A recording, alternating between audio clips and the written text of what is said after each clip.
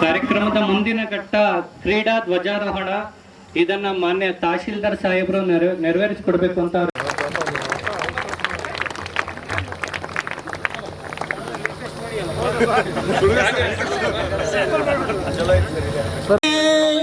ಜಿಗಿಯುತ್ತ ಬನ್ನಿ, ಓಡುತ್ತ ಜಿಗಿಯುತ್ತ ಎಸೆಯುತ್ತ ಎಲ್ಲರೂ ಬನ್ನಿ, ಕ್ರೀಡಾ ಜ್ಯೋತಿಯು ಪ್ರಜ್ವಲಿಸುತ್ತಿದೆ.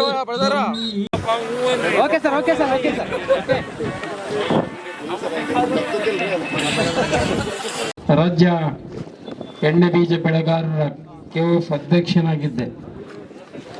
ಆವಾಗ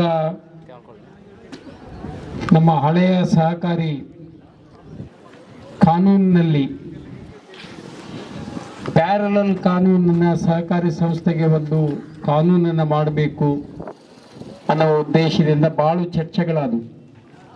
ಸುಮಾರು ಎಲ್ಲ ಹಿರಿಯ ಸಹಕಾರಿಗಳು ಚರ್ಚೆ ಮಾಡಿ ಸರ್ಕಾರದಲ್ಲಿ ಸಹಕಾರ ಇರಬೇಕು, ಸಹಕಾರದಲ್ಲಿ ಸರ್ಕಾರದ ಹಸ್ತಕ್ಷೇಪ ಇರಬಾರ್ದು ಅನ್ನೋದು ಎಸ್ ಪಾಟೀಲ್ರ ಒಂದು ಬಲವಾದ ನಿರ್ಧಾರ ಇತ್ತು. ಆ ಹಿನ್ನೆಲೆಯಲ್ಲಿ ಈ ಹೊಸ ಕಾಯ್ದೆಯನ್ನು ಜಾರಿಗೆ ತಂದರು. ಇಲ್ಲಿ ಸರ್ಕಾರದ ಹಸ್ತಕ್ಷೇಪ 2 ಸಾರಿ ಆಗ್ತದೆ ಅಥವಾ 3ನೇ ಸಾರಿ ಅಂತ ಹೇಳ್ಬೋದು. ಚುನಾವಣೆ ಹಿಡಿದ್ರೆ ನೀವು ಸಹಕಾರಿ ಸಂಸ್ಥೆ ನೋಂದಣಿ ಮಾಡುವಾಗ, ಲಿಕ್ವಿಡೇಷನ್ ಮಾಡುವಾಗ ಮತ್ತು ಚುನಾವಣೆ ಮಾಡುವಾಗ 3 ಹಂತದಲ್ಲಿ ಮಾತ್ರ ಬೈಲಾ ಅಪ್ರೂವಲ್, ಅದೆಲ್ಲ ಅದು ಎಲೆಕ್ಷನ್ ಬೈಲಾ ಅಪ್ರೂವಲ್ ಅದು ಮಾಡಿಕೊಟ್ಟ ಮೇಲೆ ನಾನು ಪ್ರಾರಂಭ ಮಾಡಬೇಕಂದ್ರೆ ಬೈಲಾ ಇದ್ದಾಗೇನೆ ನೀವು ಸಂಸ್ಥೆಯನ್ನ ಪ್ರಾರಂಭ ಮಾಡ್ತೀವಿ, ಅವಾಗ ಮಾತ್ರ ಇರ್ತೈತೆ. ಅದು ಬೈಲಾ ಅಪ್ರೂವಲ್ಲು ಅದೆಲ್ಲ ಪ್ರೊಸೀಜರ್ ಆಗಿ ನೋಂದಣಿ ಮಾಡುವಾಗ ಸರ್ಕಾರ ಇರ್ತದೆ, ಲಿಕ್ವಿಡೇಟ್ ಆದಾಗ ಸರ್ಕಾರ ಬರ್ತದೆ, ಮತ್ತು ಚುನಾವಣೆಗಳು ಬಂದಾಗ ಮಾತ್ರ ಸರ್ಕಾರ ಚುನಾವಣೆ ಮಾಡಿ ಮುಗಿಸಿಕೊಡ್ತದೆ. ಉಳಿದದ್ದೆಲ್ಲ ಆ ಸಹಕಾರಿ ಸಂಸ್ಥೆಗಳು. ಅದರಲ್ಲಿ general body is the powerful body. ಏನು ಬೇಕಾದರೂ ನೀವು ಕಾನೂನಿನಲ್ಲಿ ಬದಲಾವಣೆಗಳನ್ನು ಮಾಡಬಹುದು, ನೀವು ನಿರ್ಧಾರಗಳನ್ನು ತೆಗೆದುಕೊಳ್ಳಬಹುದು, ಸ್ವತಂತ್ರವಾಗಿ ನಿರ್ಧಾರ ತೆಗೆದುಕೊಂಡು ಸಂಸ್ಥೆಗಳನ್ನು ನಡೆಸಬಹುದು. ಹಾಗಾಗಿ ಇವತ್ತು ಬಹಳಷ್ಟು ಸಂಸ್ಥೆಗಳು, ವಿಶೇಷವಾಗಿ ಬ್ಯಾಂಕಿಂಗ್ ಕ್ಷೇತ್ರದಲ್ಲಿ ಅತಿ ಹೆಚ್ಚು ಇರೋದು ನಿಮ್ಮ ಈ ಸೌಹಾರ್ದ ಸಹಕಾರಿ ಸಂಸ್ಥೆಯಲ್ಲಿ. ಪ್ಯಾರಲಲ್ ಆ್ಯಕ್ಟ್ನಲ್ಲಿ ಬಹಳ ಜನ ಈ ಬ್ಯಾಂಕಿಂಗ್ ಸೆಕ್ಟರ್ನಲ್ಲಿ ಇವತ್ತು ಭಾಗವಹಿಸಿದ್ದಾರೆ. ಅತಿ ಹೆಚ್ಚು ಸಂಸ್ಥೆಗಳು ನೋಂದಣಿಯಾಗಿ ಎಲ್ಲಿ ನೋಡಿದರಲ್ಲಿ ಬ್ಯಾಂಕ್ಗಳು ಕಾಣ್ತವೆ. 6200 ರಾಜ್ಯದಲ್ಲಿ, ಕರ್ನಾಟಕ ರಾಜ್ಯದಲ್ಲಿ 6000 ದಿನ. ಇವತ್ತು 6000 ಅಂದ್ರೆ ನಾವು ಮುಂಜಾನೆ ಅನ್ನೋದ್ರಾಗ ಇನ್ನೊಂದು 1000 ಬಂದಿರ್ತಾವೆ. ವಿಶೇಷವಾಗಿ ಕೆಲವರು ಈಗ ಮಲ್ಟಿಗೆ ಆಕ್ಟಿವ್ ಹೋಗ್ಬಿಟ್ರು. ಪಕ್ಕದ ಯಾವುದಾದ್ರೂ ಒಂದು ಆಂಧ್ರ ಪ್ರದೇಶ ಇಲ್ಲ ಮಹಾರಾಷ್ಟ್ರದಲ್ಲಿ ಒಂದು ಬ್ಯಾಂಕನ್ನು ಓಪನ್ ಮಾಡಿ ಮಲ್ಟಿ ಕೋಆಪರೇಟಿವ್ ಆ್ಯಕ್ಟ್ನಲ್ಲಿ ಶಿಫ್ಟ್ ಮಾಡ್ಕೊಂಡ್ರು. ಅಂತಹ ಸಂಸ್ಥೆಗಳು ಕೂಡ ಇವತ್ತು ನಮ್ಮ ರಾಜ್ಯದಲ್ಲಿ ಇದಾವೆ. ಈ ಸಹಕಾರಿ ಸಂಸ್ಥೆಯಲ್ಲಿ ಹಸ್ತಕ್ಷೇಪ ಇರಬಾರ್ದು ಅನ್ನೋ ಕಾರಣಕ್ಕೆ ಇದನ್ನು ನಾವು ಪ್ಯಾರಲಲ್ ಆ್ಯಕ್ಟ್ ಅಂತ ಕರಿತೀವಿ.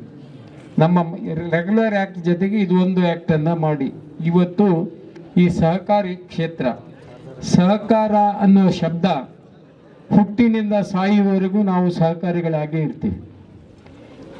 ಜನರ ಮಧ್ಯೆ ತಂದೆ ತಾಯಿಯ ಮಗನ ಸೌಹಾರ್ದತೆ, ಗಂಡ ಹೆಂಡಂದಿರ ನಡುವೆ ಸೌಹಾರ್ದತೆ, ಮನುಷ್ಯ ಎಲ್ಲರ ಜೊತೆ ಬೆರೆತು ಒಂಟಿಯಾಗಿ ಯಾರಾದರೂ ಇದ್ದರೆ ಅವನು ಬಹುತೇಕ ಬುದ್ಧಿಮಾಂದ ಇರ್ತಾನೆ, ಅಥವಾ ಅವನು ಆರೋಗ್ಯವಂತ ಇಲ್ಲದೆ ಇದ್ದರೆ ಮಾತ್ರ ಎಲ್ಲೋ ಒಂಟಿಯಾಗಿರ್ತಾನೆ. ಇಲ್ಲ ಅಂದ್ರೆ ಎಲ್ಲರ ಜೊತೆ ಬೆರೆತು 4 ಜನರ ಜೊತೆ ಬದುಕುವುದೇ ಸಹಕಾರ. ಸಹಕಾರದ ತತ್ವ ಏನು? ನಾನು ಎಲ್ಲರಿಗಾಗಿ, ಎಲ್ಲರೂ ನನಗಾಗಿ ಅನ್ನೋದೇ ನಮ್ಮ ಸಹಕಾರಿ ತತ್ವ. ಅದಕ್ಕೆ ನಮ್ಮ ಚಿಹ್ನೆ 2 ಕೈಗಳನ್ನು ಜೋಡಿಸಿರೋದು. ಅದರ ಅರ್ಥ ನಾನು ಎಲ್ಲರಿಗಾಗಿ, ಎಲ್ಲರೂ ನನಗಾಗಿ ಅನ್ನುವ ಅರ್ಥದಲ್ಲಿ ಈ ಸಹಕಾರಿ ಸಂಸ್ಥೆಗಳನ್ನು ಕಟ್ಟಿ ಬೆಳೆಸಿದ್ದೇವೆ. ಸಹಕಾರಿ ಸಂಸ್ಥೆಯಲ್ಲಿ ಎಲ್ಲೋ ಒಂದು ಕಡೆ 2-3 ಸಂಸ್ಥೆಗಳು ಏನಾದರೂ ತಪ್ಪುಗಳ ಮಾಡಿದ್ರೆ ಸಹಕಾರಿ ಸಂಸ್ಥೆಗಳೆಲ್ಲ ಆಪಾದನೆಗೆ ಗುರಿಯಾಗ್ತಿವೆ. ಮೊದಲು ನನಗನ್ಸಿದ ಮಟ್ಟಿಗೆ ಸಹಕಾರಿ ಸಂಸ್ಥೆಯನ್ನ ಅಳೆಯುವ ಅಳತೆಗೋಲು ಬೇರೆ ಇತ್ತು. ಆವಾಗ ಏನ್ ಮಾಡ್ತಿದ್ರು ಅಂದ್ರೆ, ಏನು ನಿಮ್ಮ ಸಹಕಾರಿ ಸಂಸ್ಥೆಯಿಂದ ನಿಮ್ಮ ಸದಸ್ಯರಿಗೆ ಲಾಭ ಇದೆ ಅನ್ನೋದೇ ಅಳತೆಗೋಲಾಗಿತ್ತು. ಇವತ್ತು ನಾನು ಒಂದು ಸಂಸ್ಥೆಯ ಅಧ್ಯಕ್ಷ ಅಂತ ಹೋದ್ರೆ ಹೇಳಿದ್ರೆ ಮೊದಲ ಪ್ರಶ್ನೆ ಏನ್ ಬರ್ತೈತೆ ಅಂದ್ರೆ, ನಿಮ್ದು ಲಾಭದಲ್ಲೈತೋ ಹಾನಿಯಲ್ಲೈತೋ, ಅದು ಇವತ್ತು ಅಳತೆಗೋಲು. ಅದು ತಪ್ಪು ಅಂತ ನಾನು ಹೇಳುದಿಲ್ಲ, ಅದರ ಅವಶ್ಯಕತೆಯೂ ಕೂಡ ಇದೆ. ಒಂದು ಸಂಸ್ಥೆಯನ್ನ ಬೆಳೆಸುವುದರ ಜೊತೆಗೆ ಏನೆಲ್ಲ ಸಹಾಯ ಸಹಕಾರಗಳನ್ನ ಸದಸ್ಯರಿಗೆ ಕೊಡಬೇಕು ಅದನ್ನ ಮಾತ್ರ ಕೊಡೋದಕ್ಕೆ ಸಾಧ್ಯ. ಆದರೆ ಅದು ಸಂಸ್ಥೆ ಉಳಿಯೋದಕ್ಕೆ ಸಾಧ್ಯ ಆಗ್ತದೆ. ಸಂಸ್ಥೆಯನ್ನ ಹಾಳು ಮಾಡಿ ನೀವು ಏನೋ ಸರ್ವಿಸ್ ಕೊಡ್ತೀವಿ ಅಂತ ಹೋದ್ರೆ ಅದು ಅರ್ಥಹೀನವಾಗ್ತದೆ. ಅದರಲ್ಲಿ elected and selected should go together. ಚುನಾಯಿತ ಪ್ರತಿನಿಧಿಗಳು ಮತ್ತು ನೀವು ಅಪಾಯಿಂಟ್ ಮಾಡಿರ್ತಕ್ಕಂಥ ಸೆಲೆಕ್ಟೆಡ್ ಅವರು ಜೊತೆಯಾಗಿ ಹೋಗಬೇಕು. ಒಬ್ಬ ಒಳ್ಳೆಯ ಅಧಿಕಾರಿ, ಸಿಇಒ ಅಂತಿರೋ, ಇಒ ಅಂತಿರೋ, ಕಾರ್ಯದರ್ಶಿ ಅಂತಿರೋ, ಏನೇನೋ ಹೆಸರುಗಳಲ್ಲಿ ನಾವು ಇಟ್ಕೊಳ್ತೀವಿ. ಅವನು ತನ್ನ ರಿಸಲ್ಟ್ ಅನ್ನ ಕೊಡಬೇಕಂದ್ರೆ ಆಡಳಿತ ಮಂಡಳಿಯ ಜವಾಬ್ದಾರಿಯು ಬಹಳ ದೊಡ್ಡದಿರ್ತದೆ. ಎಲ್ಲಿ ಆಡಳಿತ ಮಂಡಳಿಯಲ್ಲಿ ಹೊಂದಾಣಿಕೆ ಇರುವುದಿಲ್ಲ ಅಂತ ಸಂಸ್ಥೆಗಳಲ್ಲಿ ರಿಸಲ್ಟ್ ಕೊಡೋದು ಬಹಳ ಕಷ್ಟ ಆಗ್ತದೆ. ನಮ್ಮ ಜವಾಬ್ದಾರಿ ಕೆಲಸ ಮಾಡುವ ವಾತಾವರಣವನ್ನ ನಿರ್ಮಾಣ ಮಾಡಬೇಕಾಗಿರೋದು ಬೋರ್ಡಿನ ಜವಾಬ್ದಾರಿ. ಅಂತ ಒಂದು ವಾತಾವರಣವನ್ನ ನಿರ್ಮಾಣ ಮಾಡಿದಾಗ ಮಾತ್ರ ಅದಕ್ಕೆ ರಿಸಲ್ಟ್ ಕೊಡೋದಕ್ಕೆ ಅಲ್ಲಿ ಕೆಲಸ ಮಾಡುವ ಅಧಿಕಾರಿಗಳಿಗೆ ಸಾಧ್ಯ ಆಗ್ತದೆ. ಇಲ್ಲ ಅಂದ್ರೆ ಅದನ್ನು ಕೊಡೋದಕ್ಕಾಗೋದಿಲ್ಲ. ಬಹಳಷ್ಟು ಸಂಸ್ಥೆಗಳಲ್ಲಿ ಡೀಸೆಂಟ್ ನೋಟುಗಳನ್ನು ಬರೀತಾರೆ. ನಾನು 30 ವರ್ಷದಿಂದ ಒಂದು ಸಂಸ್ಥೆಯಲ್ಲಿ ಇದ್ದೀನಿ, ಅಧ್ಯಕ್ಷನಾಗಿದ್ದೀನಿ, ಸದಸ್ಯನಾಗಿದ್ದೀನಿ. ನಮ್ಮ KOF ನಲ್ಲಿ ಒಂದು ಡೀಸೆಂಟ್ ನೋಟನ್ನು ನಾವು ಬರೆದಿಲ್ಲ. ಚರ್ಚೆ ಮಾಡ್ತೀವಿ, ಅಂತಿಮ ತೀರ್ಮಾನ ಬಹುಮತದಿಂದ ಏನ್ ತೀರ್ಮಾನ ಆಗ್ತದೆ ಅದೇ ತೀರ್ಮಾನ. ಅದು in the interest of the organisation. ಸ್ವಲ್ಪ ಕಮಿಟ್ಮೆಂಟ್ ಇರಲಿಲ್ಲ ಅಂದ್ರೆ ಸಂಸ್ಥೆಯನ್ನು ಕಟ್ಟೋದಿಕ್ಕೆ ಆಗೋದಿಲ್ಲ. ಬೋರ್ಡಿಗೂ ಕಮಿಟ್ಮೆಂಟ್ ಇರಬೇಕು. ಈಗ ಕಾನೂನುಗಳು ಬದಲಾಗಿದ್ದಾವೆ. ಮೊದಲು ಇದ್ದ ಕಾನೂನಿನಲ್ಲಿ ಬೋರ್ಡ್ ಮೇಲೆ ಹೆಚ್ಚು ಜವಾಬ್ದಾರಿ ಇರ್ತಿದ್ದಿಲ್ಲ. ಈಗ ನೀವು ಚಾ ಕುಡಿದು ಸಹಿ ಮಾಡಿ ಹೋಗ್ತೀವಿ ಅಂದ್ರೆ ನಡೆಯಂಗಿಲ್ಲ. ಬೋರ್ಡೇ ಜವಾಬ್ದಾರಿ ಆಗ್ತದೆ. ನಮ್ಮ ಮೇಲೆ ಕ್ರಿಮಿನಲ್ ಕೇಸ್ಗಳಾಗುವಂತ ಅವಕಾಶಗಳಿದೆ. ಹಾಗಾಗಿ ನಾವು ಎಚ್ಚರಿಕೆಯಿಂದ ಕೆಲಸ ಮಾಡಬೇಕಾಗ್ತದೆ. ಹಾಗಾಗಿ ಇವತ್ತು ಯಾವುದೋ ಕಾರಣಕ್ಕೆ ಯಾರನ್ನೋ ತಂದು ಕುಂದಿರಿಸೋದ್ರಿಂದ ಸಂಸ್ಥೆ ಬೆಳೆಯೋದಿಲ್ಲ.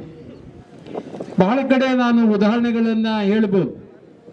ಸರ್ಕಾರದ ಹಸ್ತಕ್ಷೇಪ ಆಯಿತು, ಅವರು ತಿಳಿದವ್ರನ್ನ ಮಾಡಿದ್ರು ಅಂತಂದ್ರೆ ಸಂಸ್ಥೆಗಳು ಉಳಿಯೋದಿಲ್ಲ. ಫಾರ್ ಎಕ್ಸಾಂಪಲ್, ಮೊನ್ನೆ ದಿನ ಸರ್ಕಾರದಲ್ಲಿ 3 ನಾಮಿನೇಟ್ಗಳನ್ನ ಮಾಡಬೇಕು ಅನ್ನುವ ಪ್ರಶ್ನೆ ಡಿಸ್ಕಷನ್ಗೆ ಬಂತು.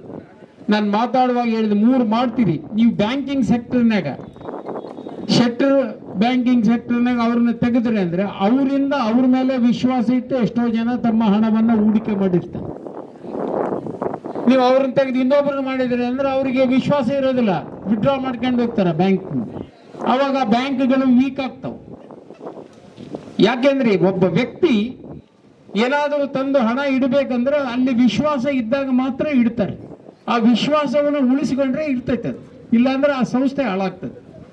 ಅನಾವಶ್ಯಕವಾಗಿ ಹಸ್ತಕ್ಷೇಪ ಮಾಡೋದ್ರಿಂದ ಇವೆಲ್ಲವೂ ಬರ್ತವೆ.